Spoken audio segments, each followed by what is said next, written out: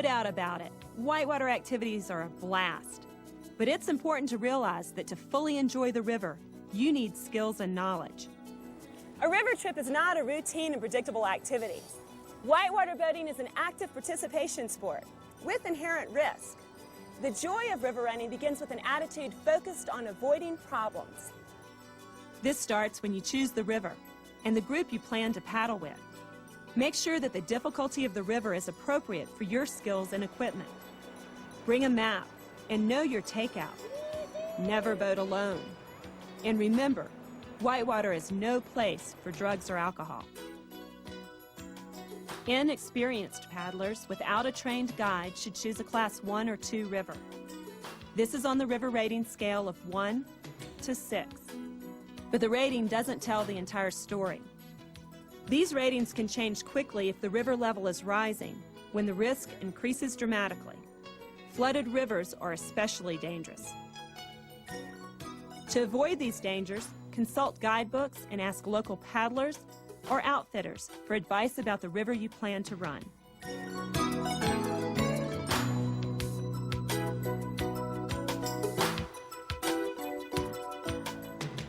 The next step of preparation starts when you dress for the river. Cold water and hypothermia are obvious threats on nasty days, but good weather days can be deceptive. Know the water temperature. And dress accordingly. With chilly water or weather, you'll want warmer protection, like a paddling jacket or a wetsuit. Warmer temperatures call for quick drying fabrics, but not cotton. Proper equipment is essential for river running. Your personal flotation device or PFD should fit you tightly. Fasten your PFD, then test the fit of your PFD by tugging up at the shoulders. If the shoulder straps go over your ears, then it is too loose or improperly sized. Tighten the straps to the appropriate fit. A PFD that comes off is no help, so keep your PFD on and securely fastened at all times. Footwear that will stay on your feet to protect you from sharp rocks, broken glass, and other debris is also necessary. The use of helmets vary by river difficulty, water levels, and local custom. If using a helmet, make sure it's securely fastened, is snug, and protects your forehead. That's the personality part of your brain. With a kayak, maneuvering the boat is up to you. Hold your paddle with your hands about shoulder width apart, one hand tight, the other hand loose, and rotate the paddle so you can take a good stroke on each side. Whitewater is not the right place for inner tubes and rafts with only one air chamber, or for paddlers without PFDs. Inadequate gear is asking for trouble. PFD, paddles, proper clothing, and an appropriate boat are all imperative. In an inflatable kayak, or a ducky as these are called, you want to sit with your legs out in front of you. For stability in the rapids, you definitely want to sit down low in the boat. This recreational kayak is made for easier water. The spray skirt is optional with this big open cockpit, but good flotation is a necessity. In a hard shell sit-on top like this one, you sit with your legs out in front of you. You can adjust the foot braces to your leg length and then slide the thigh braces around your knee to help keep you in. Make sure that you can easily come out of the boat if you need to. Typically, a well-experienced group will carry first aid kits and throw ropes. This equipment should only be used by those trained to do so. This and any gear should be tied in securely. Be especially wary of ropes. Avoid dangling sections of ropes that could become wrapped around an arm or a leg. Never tie yourself into a rope.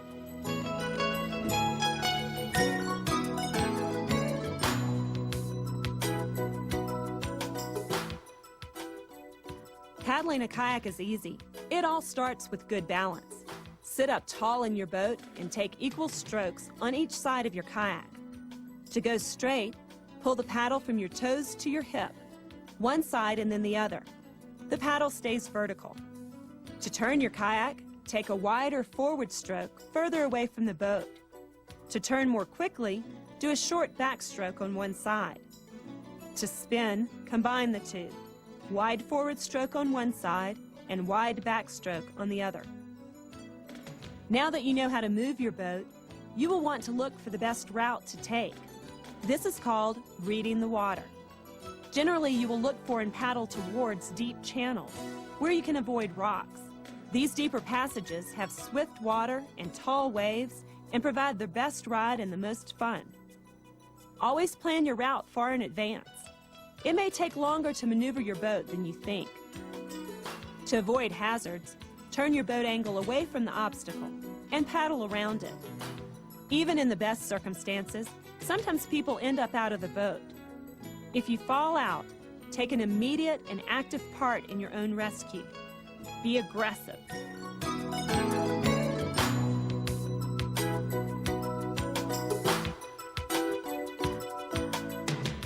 Keep your body lined up with the current so you can slip by rocks without hitting them. Use your legs to absorb the impact from rocks if necessary. If the water is shallow, arch your back to keep your feet up high. Always keep your feet near the surface, and never try to stand up in water that is deep enough to float you. If your foot gets caught, the water pushes your body over and can hold you underwater. A foot entrapment is extremely dangerous, but can be easily avoided. From the defensive swimming position, on your back with your feet up, you can evaluate what's next. When you see a hazard to avoid or the calm water near the shore for safety, angle your body and backstroke to maneuver there.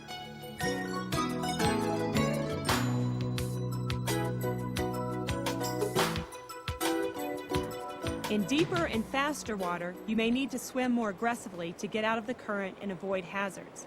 Roll over on your stomach and use a crawl stroke.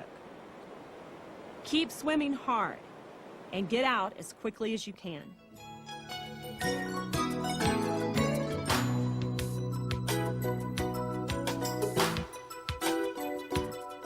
When you fall out, you have to make a quick decision. Do you hold on to your boat and gear? In more difficult rapids, or with known hazards present, you'll want to let go of everything and concentrate on avoiding danger spots and getting yourself to shore.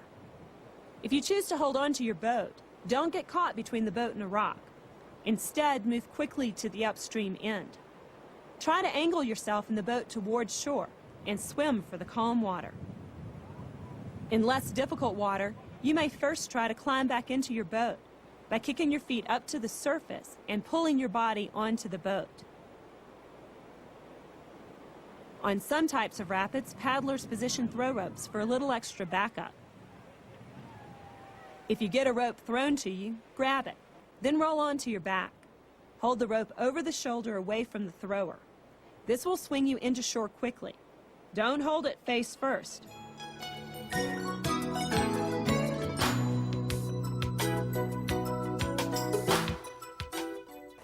Now you know how to swim in whitewater and how to maneuver to good routes. It's time to read the water again, this time looking for obstacles and hazards. Some rocks are evident, sticking above the surface. Others appear as blank spots, or a lack of current, which indicate rocks under the surface. Look for continuous current. It provides the best ride. Be alert for sharp or jumbled rock formations, or anything man-made, as either is frequently dangerous. Broaching on rocks is sometimes unavoidable. It is important that you lean your boat and your body into the rock before you hit it. If you don't lean into the rock, the current can grab hold of your boat, flip it, and possibly pin it. If your kayak flips and pins, get out immediately. Strainers are one of the worst river hazards.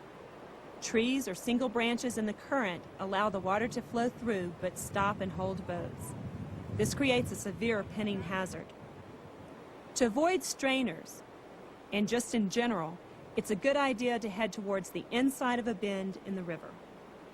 Swimming over a strainer is an important skill to know. You want to avoid this predicament, but if you find yourself unavoidably swimming towards a strainer, switch from the defensive swimming position to head first and reach up and kick to launch up and over the top of it. A pour-over hydraulic presents another hazard. If a lot of water is going over a rock, the backwash is quite powerful. The water drops down, goes underneath, and some recycles back upstream. This type of feature can stop and hold a boat. The worst examples are man-made, low-head dams, which are much more dangerous than they look. If the water is moving upstream more than 3 feet, like in this example, you can get recycled in there if you swim. If you ever are caught swimming in a hydraulic, swim to the sides of the hydraulic where the current is rushing by. Larger vertical drops have a unique swimming technique. The idea is to ball up to avoid the possibility of washing into a foot entrapment. Anytime you can't see around a bend or to the bottom of a rapid, you should pay special attention. Scouting, where you get out and look at a rapid, is always a good option. Don't be afraid to walk a rapid or even to hike out from your trip. Let's review some essential points.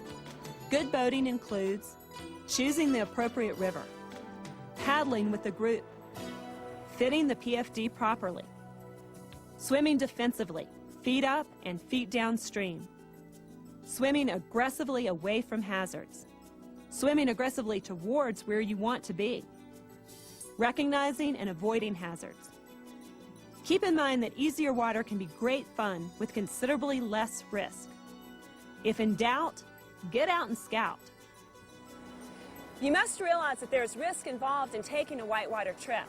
By going on the trip, you assume that risk. With proper precautions, you can have a great day of boating. Be alert and have fun out there.